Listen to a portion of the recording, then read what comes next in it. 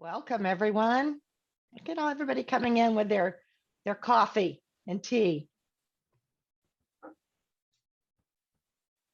we really appreciate you guys getting on so early and joining us with Suzanne and team for the coffee chat this morning.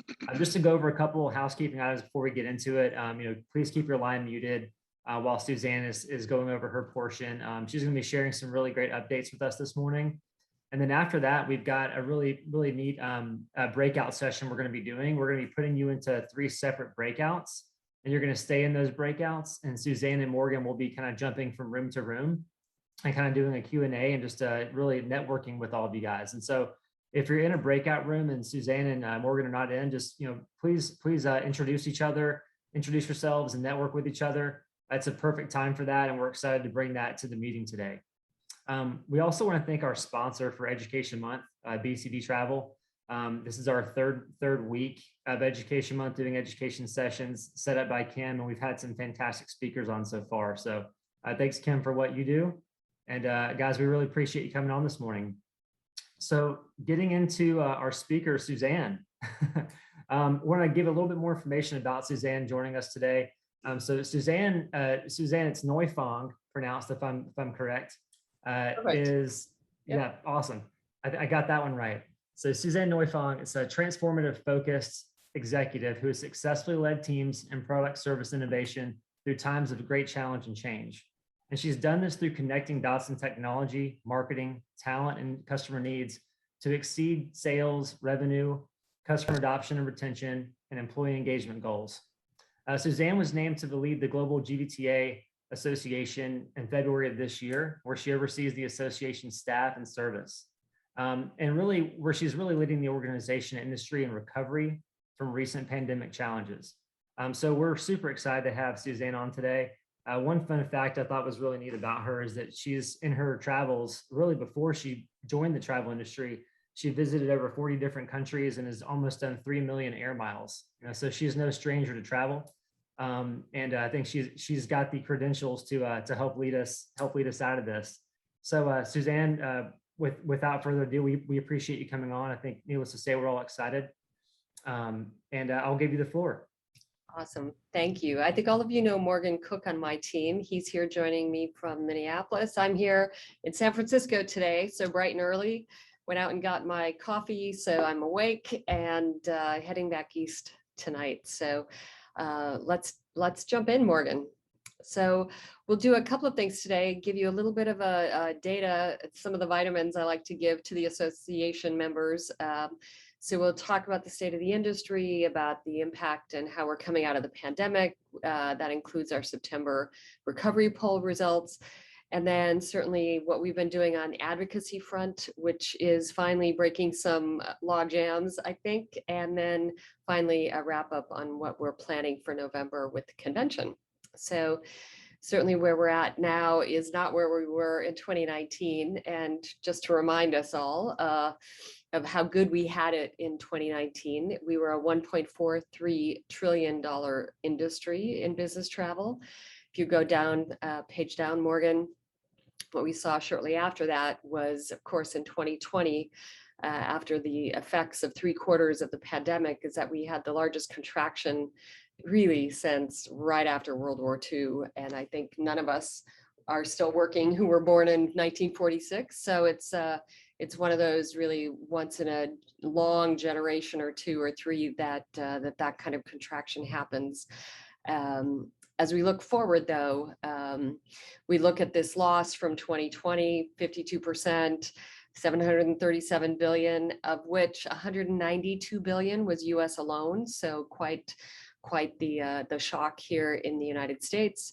That as we look forward, we know, of course, why my sense of optimism is still there is that we've weathered other crises before. And so this, I love to review this GBTA chart as often as I can for people that are either media that say we won't come back, or others who are just worried about the industry itself, that we have had lots of eras of crises over the last 20 years. And while this is the deepest valley we've been in, we do foresee that that business travel is showing signs of coming back. Page down. Certainly what we had, thanks to July, August, September concern about the Delta variant is that there was a little bit of a contraction in the exuberance of getting back to business travel as quickly as we thought it would be. And so while I think this shows basically the concern of all of us, for our colleagues, for our suppliers, for our industry itself. I think if you go to the next slide, we do see that there is some signs of recovery coming. So let's dive into this. Page down.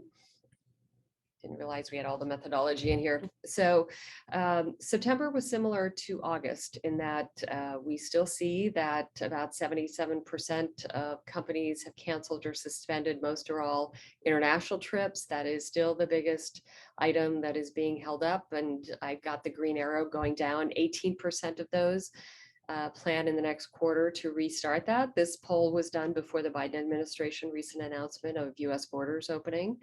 This is still a global poll though, so it could also just reflect Europeans flying across borders.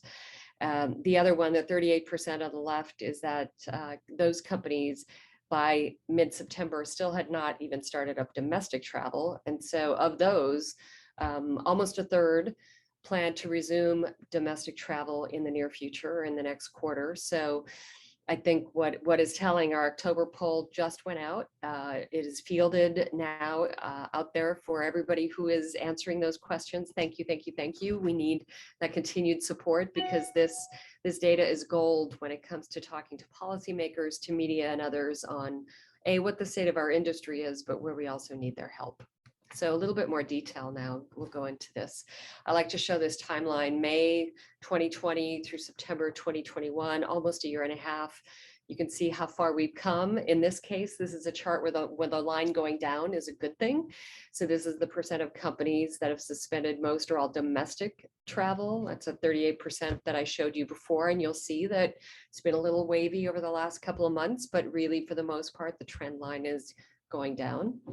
If you page down, you'll see then this 28%, which really was a 12 percentage point improvement over the prior month. August, we saw a big hit in companies that were not still traveling, were determined not to start traveling while Delta was burning hot and fast through some of our states and certainly some other countries as well. But we saw a 12 percentage point improvement just between August and September. In terms of international, again, the line going down is a good thing. In this case, it's not going down as fast, nearly as fast as domestic travel, which is understandable given the complexities of quarantining initially, and then the complexity of now the requirements either for vaccinations for ingoing or for testing coming out. So 77%, it's about the same as last month, still have not started up most of their international travel. And as we look to the future, the next slide, please, we'll see that really Latin America and Europe are leading the way, way beyond what the US is at the moment, in terms of where that restart for international is happening. And that makes a lot of sense because Europe has their digital health pass that's cross-border compliant. UK and Europe are exchanging travelers finally. So I think Europe is in a much better place. Latin America, there's also quite a bit of confidence as well. And I think that we'll get this number back up in the US as well as we go looking into the next quarter. So specifically the timeline, I would say, are travel haves and have-nots. The ones that have started traveling, continue to keep that travel going, and companies that were resistant even through July, when at least in parts of Europe and parts of the United States and parts of the UK, it was looking better and vaccinations were coming online fast. The ones that stopped travel then are resistant to startup travel as we see it now. And there is some correlation to this in office openings. So what we see are companies that have not opened up or have further postponed the opening of their big campuses or their large city buildings. We see that they're also not necessarily launching travel as fast as we would have expected. Page down. So the early booking pace of summer has slowed down. You'll see that there was awful lot more green through July. This question really does have to do with business travel, not with leisure travel, which we know was also up. But staying the same or increasing has slowed down a bit. And certainly from September, we see a little bit of a rise in bookings decreasing from the prior period, mostly thanks to the question regarding the Delta variant. So if you page down, nevertheless, we haven't seen a huge problem with business travelers not wanting to get back on planes and trains and automobiles for work. We're still ahead of where we were in the April timeframe. We did see some improvements or some sentiment realization improvements between June, July, and then, with Delta variant showing its head, we saw some of this. And I think that we'll get back again to this optimism pretty soon. Page down. Here's the optimism. Right now, people are a little bit middle of the road. We saw that change in August. We saw it continue in September. But again, I think what the fear that we had that Delta variant would stay around for months and months, thankfully doesn't seem to be holding up. And like what happened in the UK, Israel, and India with the Delta variant, the US state situation seems to be following that very closely. So 6 to 8 weeks, it seems to pass through, and then it moves on, and hopefully it fizzles out by the time we get to all of our US holidays. We certainly are glad to see that most companies are still allowing non-essential business trips. And so those numbers didn't change much month over month, 61%, and a full 34% allowing non-essential international, which I think is, about half of what we'd like it to be, but still making some improvements. If you page down. And then, as I said, the travel have-nots continue to not start up their travel as fast as others who had started that up again earlier in the year. We also asked, and we usually ask this like every other month, and this has changed a little bit over time. So what we see now is that most companies don't require COVID tests for business travel, and what we had checked in July was whether companies required COVID vaccines for business travel, and what our data showed then was that about 25% of responding companies required vaccines for travel. So this again was a question about testing. I think, of course, now it depends on where you're going. That's really in large part what we should be asking these days. Is now it should be, do you require them for places even that don't require them? Because in a lot of places now you are required to have them.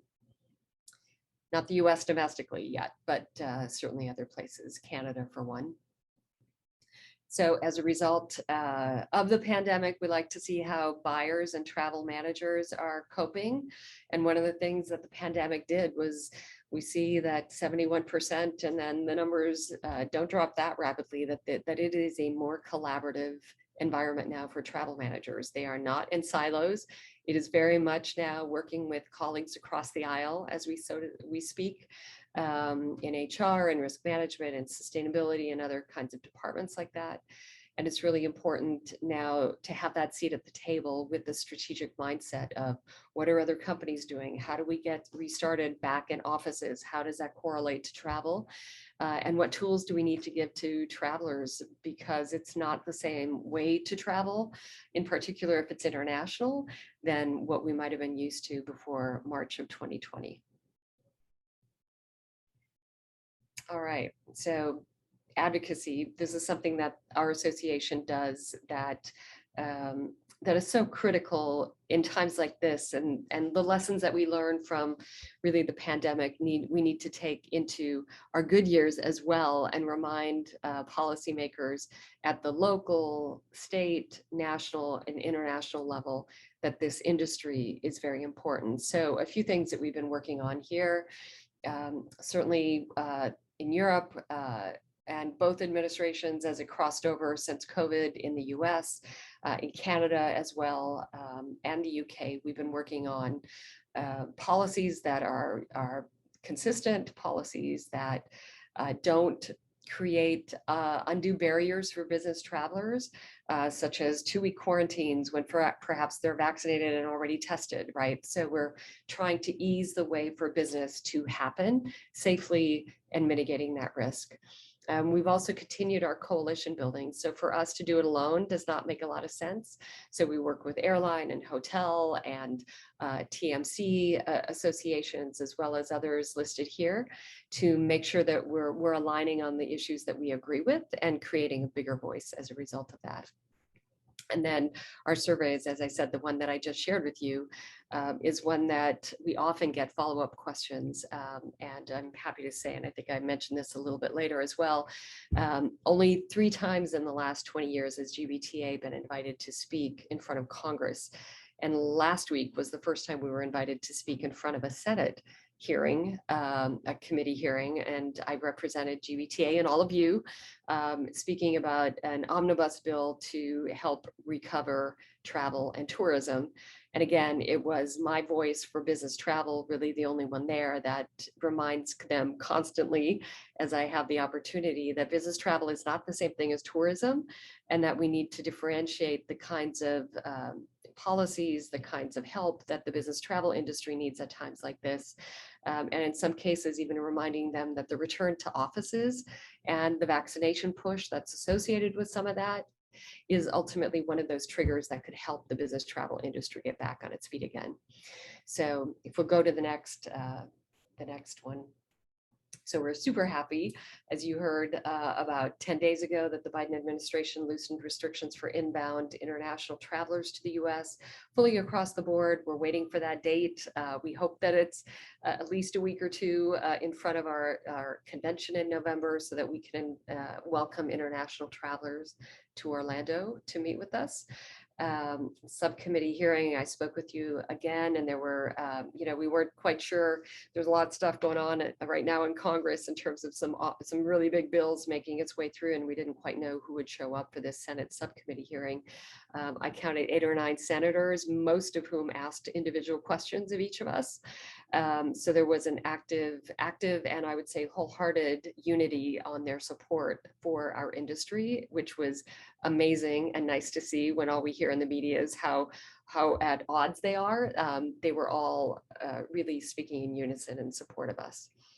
And then certainly right now, still with the ground border stoppage between Canada and the US, stopped by the US, that is, we're trying to make sure that that gets relieved at some point soon as well. It's been, it's continued now through the middle of October, I believe, and then the Biden administration will reassess. So finally, our approach here is that relying on science makes sense. Risk mitigation is important, but not risk elimination. Otherwise, we will never get on planes or in cars or in trains or frankly walk down the street. So we need to make sure that we are effective, feasible, and scalable in the way that we approach consistency with cross-border approaches, and that we make sure that we have a public health approach to this unified community approach of stopping spread at the same time that we keep our travelers safe but working and effective. And then finally, like I said, recognizing the difference between leisure and business travel in this stead is really important as well, because business travelers tend to be more compliant. They tend to be the ones who have already given up our personally identifiable information to get in a fast track to get through security or through border customs and border control.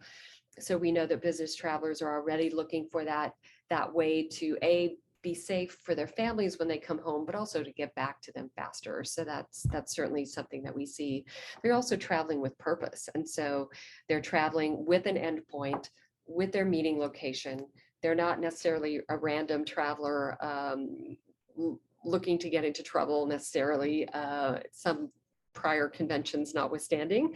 I think that it's really important, again, for us to point out with policymakers, for those that we advocate with, that this is a time and a place where business travel, much like government travel or NGO travel or essential travel, that we are nestled right up under essential travel for a lot of the things that business travelers have been doing on the road.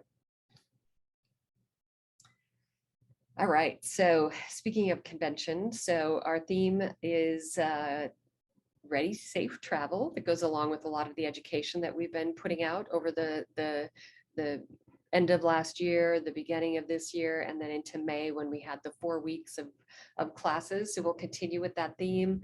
Our main stage sessions are going to be very reflective of our time, less entertainment, more education, and more objectives and things that you can take home, takeaways that you can actually share then with your management, with your teams, with your suppliers who aren't able to make it. And over 60 education sessions, which is really an amazing number for everybody who's coming to teach each other. We will have extensive protocols. I go into that in a little bit. And we just announced 2 days ago that we have alternative paths to convention. Live is, of course, there, as it hasn't been for 2.5 years, but we also have a virtual component this year that gives some on-demand access to education, to the top education courses at the end, but live streams for the first time for our main stage sessions. So if you're not able to join us, you could join us virtually for the first time. And of course, our planning is kicked off for 2022 in August in San Diego. I can't believe it. So we are delivering a convention even while we're planning the next one. So with a staff that's about half the size of what it was in 2019 and the early part of 2020, we're certainly, we have, as Morgan knows, we've got all pistons firing right now to make sure that we're serving our members the best we can. So safety protocols is test or show your vaccination proof. That's certainly, we want everybody to feel safe while we're there. Masks will be required by all attendees, staff, and vendors. We will be monitoring daily to make sure that people don't feel ill before they come in every morning. And there'll be some nice, cool green check marks that everybody needs to carry around in their smartphones. We'll be, of course, keeping it clean in a way that the attention has never been stronger on the sanitization. And certainly the together but apart. So we'll be live in person, but we have a no touch policy. We'll do elbow bumps and fist bumps, and we will be managing the seating capacity in all rooms. And we find that we should have no problem making sure that people can maintain their distance as they would like to. We're also partnering for safety with the local health authorities and watching carefully how things are going in Florida. And I'm happy to say today that things are much, much better in Florida, that it's no longer bright red. It's actually a little bit yellow at the moment. It's not even orange. And the latest I checked was something like, I think, a 33% 33 per 100,000. 2 days ago when I looked to see how Orange County was doing. So that's certainly where Orlando is, and we're really pleased that they brought that down. And I haven't looked up Atlanta or the Georgia area, but I think the South looks much better in general, which we're really pleased about. Okay, page down. These are some of the tracks for the education sessions. On top of these, there are buyer-only roundtables on Friday morning, which we know are really, really popular. And then there will be pre-recorded content as well for those that are joining virtually, or for those who attend in person who can watch later. These are sessions where the speakers aren't able to come. They're international, for example, and they weren't able to get their travel budgets or their credentials in time. And we have some more on-demand education even on top of the 60 that we're sharing live and in person. Okay. Our main stage sessions, state of the industry with a public health or recovery update from someone in a position of policymaking, DEI from a traveler's perspective. We've never had this level of attention on diversity, equity, inclusion. Similarly, the future of work, what are we coming back to in terms of the way we work with each other? What does business travel have to do with that? And we've got a really smart data scientist and social scientist to talk with us about what the future of work looks like. We'll be announcing her shortly. In sustainability, we've not had this as a main stage topic either. And both from industry as well as energy industry joining us on stage to talk about what the future is in terms of creating solutions for ourselves that so that we don't wait for policymakers to do it to us. So I think it's really important for us to be the owners of our future and making sure that we're keeping up with sustainability solutions. And then finally, we wrap up on Friday all about well-being. We have gone through a lot, both as professionals, as an industry, as an association of members. And so we'll be giving us some great food for thought as we leave Friday to really come back the following week for American Thanksgiving to be with our families. So in person or convention replay, you can look for those online, see what the differences are. I hope you choose one of those. Certainly we're making that available because we believe both are important. I'd love to see you in person, but if not, please join us at convention replay. Page down. These are some of the items that you get. We've launched it already.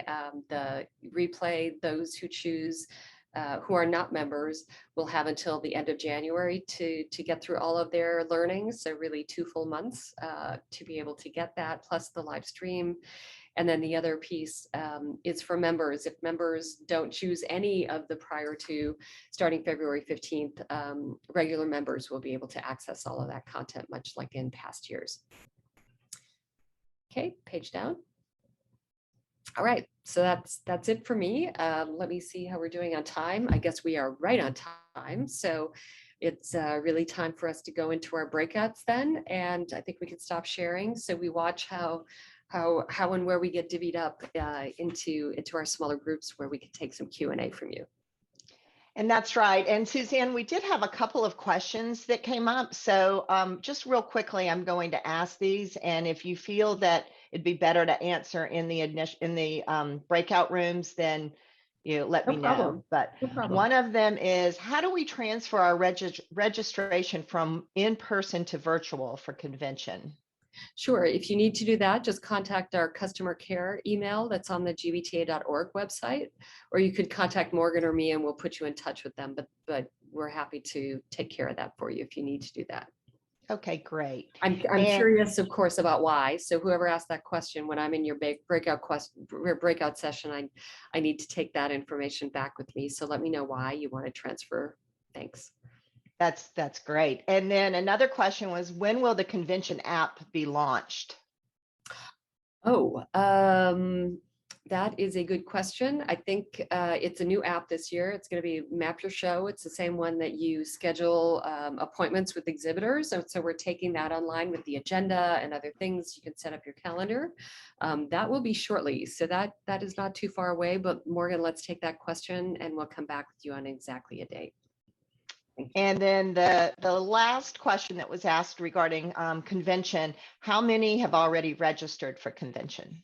Yeah, that, this year, like other years, I think in the past, GBTA hasn't shared that number necessarily. What we do have online is a list of at least buyer companies that have registered so far, at least a sample of them, because we don't have permission to use everybody's name, and then, or their company name. And then the other piece that is different this year, why I'm going to be just frankly a little reluctant. I'm here at a TMC event. I was at CVent's event in August. I'm hearing from everybody. I heard from USTA as well, who had IPW just a couple of weeks ago or last week. It was very recent in Vegas. Last minute registrations might have been sort of 20% of registrations in past years.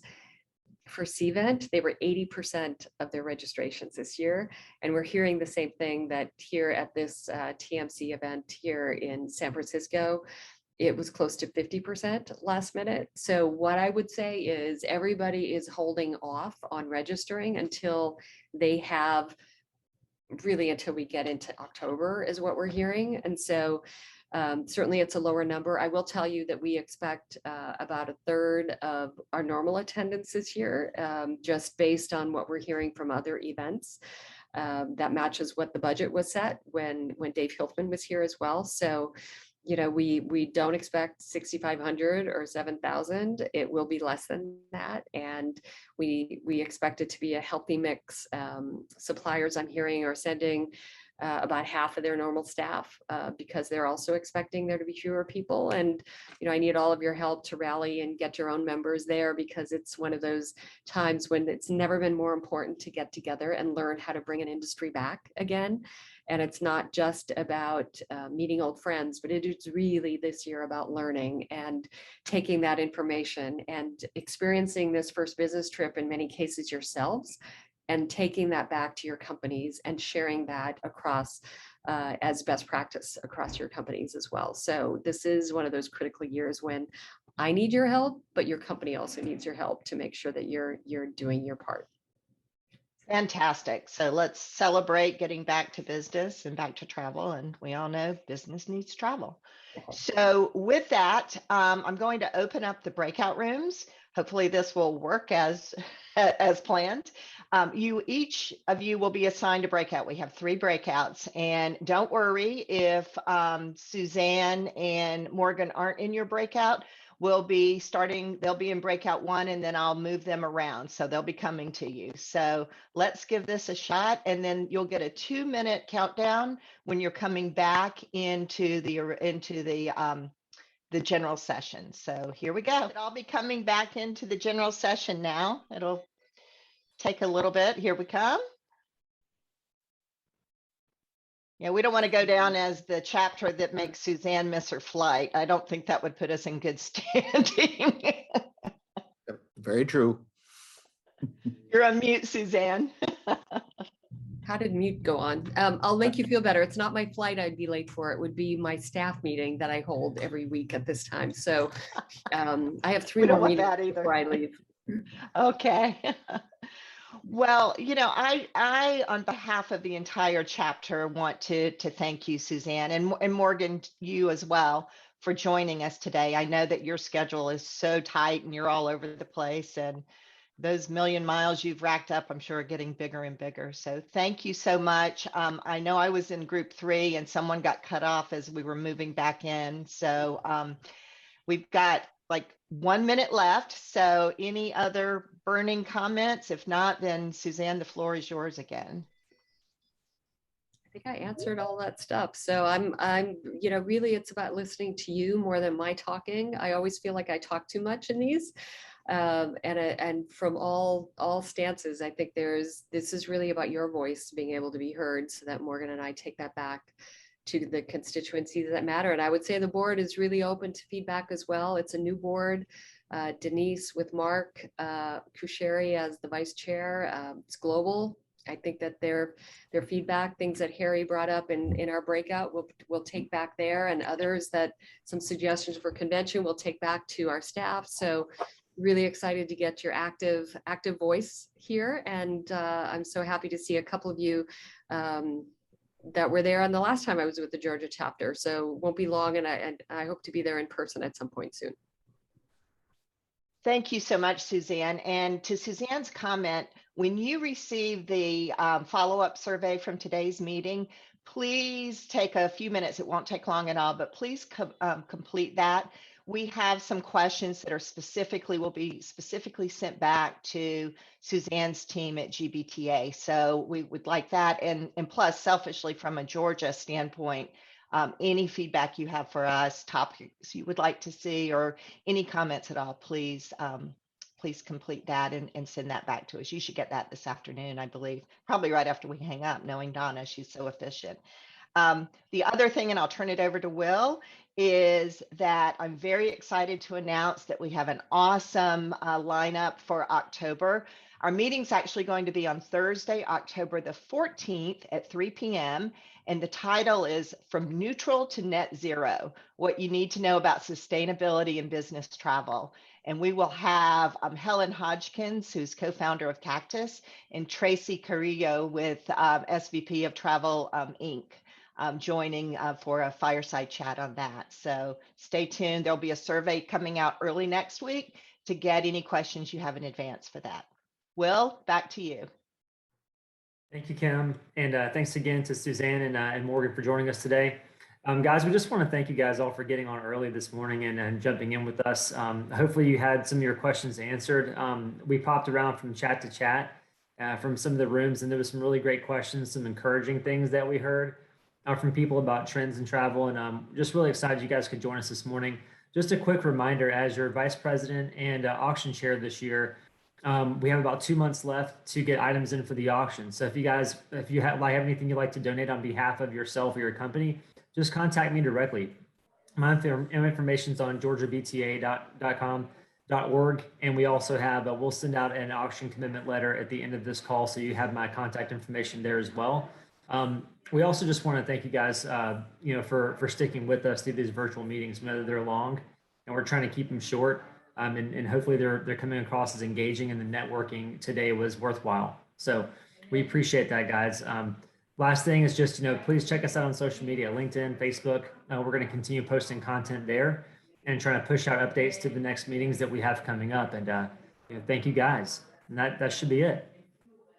Y'all have a great rest of your day, y'all.